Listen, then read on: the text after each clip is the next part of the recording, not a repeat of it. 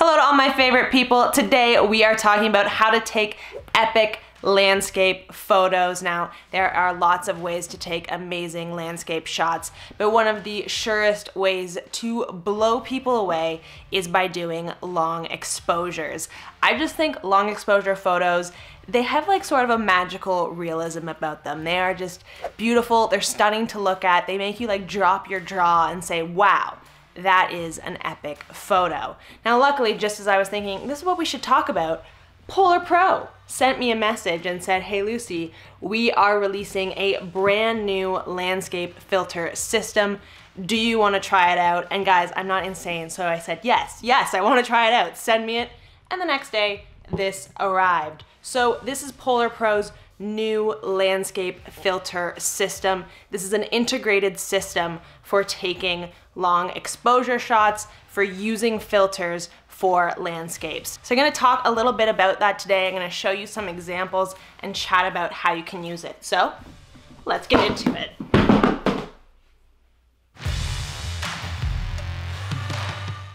All right, so before I jump into the specifics of Polar Pro's landscape filter system, I do just kind of want to give the Coles notes for the people who don't know a lot about ND filters. Now, if you're a professional landscape photographer or you've just been doing this for a long time, you know all about filters. But if you're just starting out, or maybe you're just getting into landscape photography, maybe you haven't delved into this before. But why you need to use ND filters? What do they do for your photography? Basically, this is like putting like sunglasses in front of your lens so that we can darken the lens. Now, why do we want to darken the light coming into the lens?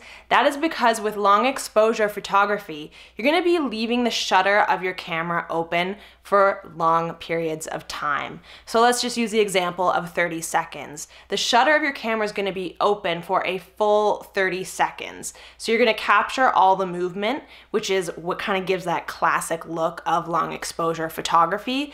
But what also is happening is that you are letting 30 seconds worth of light get into your camera. Now, in most conditions on sunset in the middle of the day, anytime during daytime, if you actually leave your shutter open for 30 seconds, you aren't really going to capture anything. It's going to be so blown out and overexposed. So that is why we need to put those filters on your lens so we can darken that, sort of combat the light that's coming in, and then we end up with those gorgeous long exposure shots. So now let's talk specifically about Polar Pro's filter system. And this is amazing. Now, this is the actual system. I have the core here, and I have it upside down. I have the core here, and I have the filter and the gradient filter. I also have the circular polarizer in here. So this whole thing is actually going to attach right onto your camera. The second I tried this out, I was actually so impressed by how simple it is. So let's look at some examples of photos that I took this week with the Summit Landscape Kit. So I took some photos down by the river, and you can just see you get this beautiful sky. The water kind of looks like glass. It's all about the color and it's all about the feeling in these photos. Now, to get this look, this is a 30-second long exposure. The f-stop is at 11 and the ISO is at 100. Now, just to show you the difference of the photo, if I wasn't doing it as a long exposure, this is what it looks like. And that kind of magical side, that really intriguing element of the photo sort of gets lost in this one.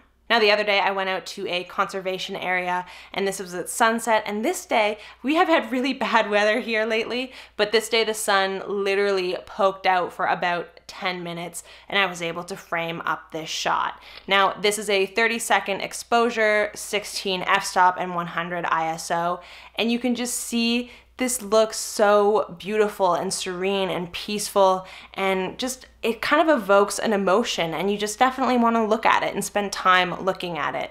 Now, to show you as an example, here's the one without doing it as a long exposure. Now, this is still a cool photo, but it doesn't have that extra element that makes you go, wow. So I'm definitely not saying that you always need to use long exposures in your landscape photography, but I am definitely saying that there are times when those are going to be the photos that you love to look at, and that really, really wow the people looking at your photos. And when those times come up, you want to be ready. You don't want to be the photographer who is fishing through their bag, looking for the right lens, trying to put on a clunky filter system. You want to be the one who has the system that you can put on in 30 seconds and you're ready to go. And if you want to change it up and get a different look, you literally just pull out a filter. You can go and do a regular photo, or you can put in another filter and get a totally different look in seconds.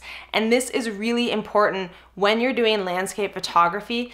Sometimes you only have a very limited amount of time in a place, or if you're talking about sunrise or sunset, you kind of have that window of time, and that's when you have to make your photo happen. So having those tools be the best tools is really, really imperative. Now let's actually look at how to use the system. So the first thing that you do is you slide in the circular polarizer right into this back part here. It just slips in really easily. Circular polarizers are great. They take out those kind of annoying light reflections and refractions, and so it just gives you a really clean image. If you're doing landscape photography, this is something that you definitely want to use. So once you've done that, you just thread it right on to your camera, and then you can also just start taking photos just like that if you want. I usually start to take a few photos just to see what I'm dealing with, and in these photos is where you can really see what this looks like without utilizing the filters. But when you start using the filters, that is when the magic happens. That's when the money shot happens and things start to look really, really awesome. So you just slide the filter right into the top here, tighten it up, and then you're ready to go. And then if you want, you can add the gradient filter actually just right in front of your other filters. And if you want to add to the Summit Landscape Kit, Polar Pro does already have other ND filters that you can use with this system. Now, the one thing that you can't do with this system is you can't use previous filters that you already have from other systems or other companies. They just won't work with this system. Now, I actually see this as a huge positive, and that is because this system is so user-friendly. The whole design and interface has really, really been thought out by Polar Pro, and just looking at it, when you just open the box, you can tell how much went into it, but everything works so seamlessly together. How the filters slide in, how you can attach them, how you can adjust where the gradient lies. The circular polarizer just fits right into the back, and then it all attaches so easily to your camera, and it's so compact and easy to carry around. All right, so after using the Summit Landscape Filter System for about a week, I'm in love with it. I think it's great. It's like all my other filters. Boy, bye. I don't need you. Like, I'm done. Because this filter system is so much better. It's intuitive, it's smart, and it's just really, really fun to use. So if you guys want to check it out, you can go to the link in the description to learn more about the Summit Landscape Filter System. If you have any questions for me, leave them in the comments below and I'll definitely get back to you. And also let me know if you guys want some more videos on long exposures or editing long exposures, because I've had a lot of fun doing these and I definitely want to do some more.